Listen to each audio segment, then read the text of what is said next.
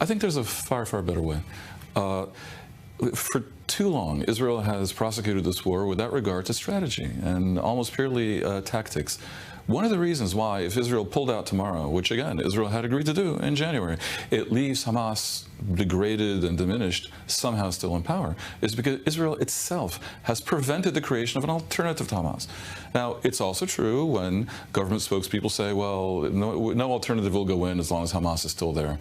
Hamas has been vastly degraded, and there is a potential alternative reality on the table that, for all I know, Trump is preparing to introduce in his unpredictable way at some point in the near future, which would involve Israel agreeing to some rejuvenated and reformed version of the PA with massive Arab backing to take over Gaza and to bring in such colossal economic and security assistance that Hamas would be isolated in its refusal.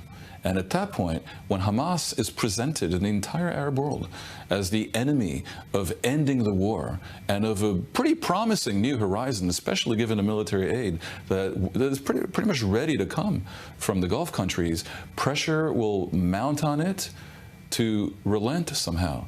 Now, one of the reasons Hamas is refusing to give in to Israel's demands is because they don't want to look like they lost the war. Why don't they want to look like they lost the war? Because despite being terrorists who don't really care about the deaths of their own people, they do care about their standing in Palestinian society, where they, for example, in the West Bank, which hasn't suffered the brunt of their rule, still have some support.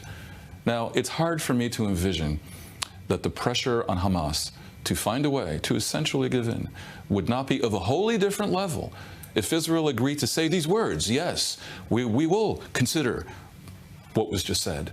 Yes, we will look at an alternative government. And yes, we're not intending to take over any 75% of this anyway tiny territory. We just want Hamas gone, maybe through the exile of its remaining leadership.